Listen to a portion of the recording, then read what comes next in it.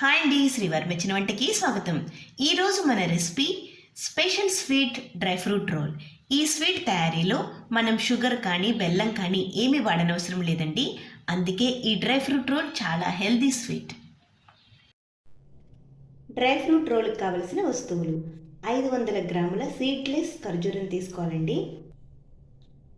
కావలసిన dry fruits: 4 స్పూన్ల జీడిపప్పు, 2 స్పూన్ల బాదం పప్పు, 2 స్పూన్ల పిస్తా, 1 spoon water melon seeds, 1 spoon pumpkin seeds. బాదం, పిస్తా, జీడిపప్పు కూడా చిన్న ముక్కల కింద కట్ చేసుకోవాలండి. 3 స్పూన్ల గసగసాలు, వేయించుకోవడానికి 2 స్పూన్ల నెయ్యి, 1 స్పూన్ యాలకుల పొడి. ముందు మనం గసగసాలు వేయించుకోవాలండి. లో ఫ్లేమ్లో వేయించుకోవాలి. 1 నిమిషం వేయిస్తే సరిపోతుంది.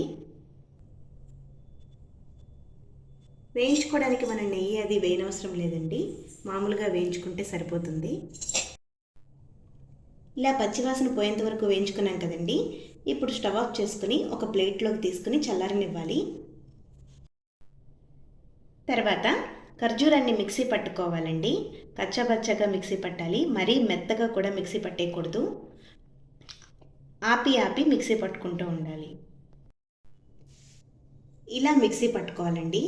చాలా కొద్దిగా వేస్తూ మిక్సీ పట్టాలి. ఇప్పుడు మనం డ్రై ఫ్రూట్స్ వేయించుకోవాలండి. ముందుగా 1 స్పూన్ నెయ్యి వేసుకోవాలి. చాలా లో ఫ్లేమ్లోనే వేయించుకోవాలి.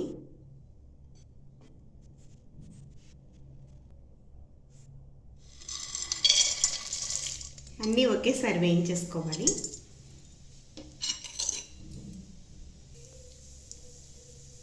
ఒక 2 నిమిషాలు వేయించుకుంటే సరిపోతుందండి.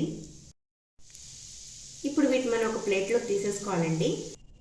ఇప్పుడు 1 స్పూన్ నెయ్యి వేసుకుని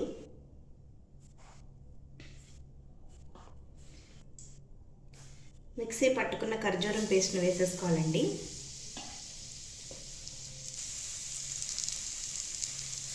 అంతా కూడా ఒక 2 నిమిషాల పాటు దగ్గరుండే కలుపుకుంటూ ఉండాలండి. చూడండి, అంతా కూడా చాలా చక్కగా దగ్గర పడిపోయింది కదా.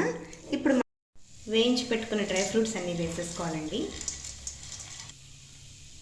యాలకుల పొడి కూడా వేసేసుకొని అంతా కలుపుకోవాలి. చూడండి ఎంత కలర్ఫుల్గా ఉందో.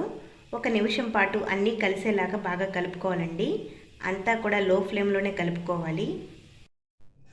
ఇలా ఒక బౌల్లోకి తీసుకుని గోరువెచ్చగా ఉన్నప్పుడు మాత్రమే రోల్ చేసుకోవాలండి, చల్లారిపోతే రాదు. ఇప్పుడు ఈ ఖర్జూరం గోరువెచ్చగా ఉంది కదండి. ఇప్పుడు 2 భాగాల కింద చేసుకుని మనం రోల్ తయారు చేసుకోవాలి. ఇలా ఒక భాగాన్ని రోల్ చేసుకున్నాం కదండి, అలాగే మిగిలిన భాగాన్ని కూడా ఇంకొక రోల్ చేసుకోవాలి. ఇప్పుడు ఇలా 2 రోల్ చేసుకున్నాం కదండి. ఇప్పుడు వీటిని మనం పైన గసగసాలు వేసుకోవాలి.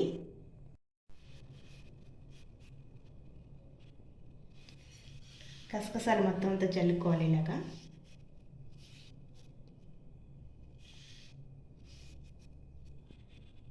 దాంట్లో కొద్దిగా పిస్తాను కూడా ఇలా చిన్న ముక్కల కింద వేసుకోవాలండి. ఇప్పుడు ఈ రోల్ని ఒకసారి మొత్తం అంతా కూడా ఇలా దొల్లించాలి. అప్పుడు మొత్తం అంతా కూడా చక్కగా గసగసాలు పడతాయి. గసగసాలు వేసుకొని ఇలా రోల్ చేసేసుకున్నాం కదండి. ఇప్పుడు మనం ఒక బటర్ పేపర్ కానీ ఫాయిల్ పేపర్ కానీ తీసుకోవాలి. దానిలో ఈ రోల్ పెట్టేసుకుని మనం దీన్ని మొత్తం కవర్ చేసుకోవాలండి.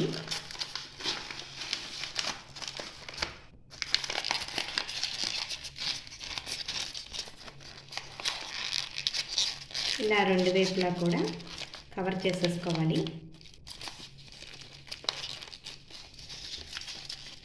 చూడండి, ఇలాగే 2వ రోల్ కూడా బటర్ పేపర్ తోటి కవర్ చేసేసుకోవాలి.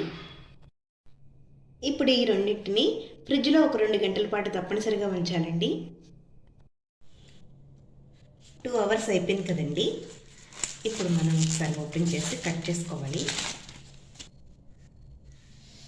చూడండి ఎంత స్టిక్కీగా అయిపోయింది కదా. ఇప్పుడు మనం ఈ చివరిన కోసం ఒకసారి కట్ చేసేసుకోవాలి. ఇలా చివర్లు కట్ చేసుకున్నాక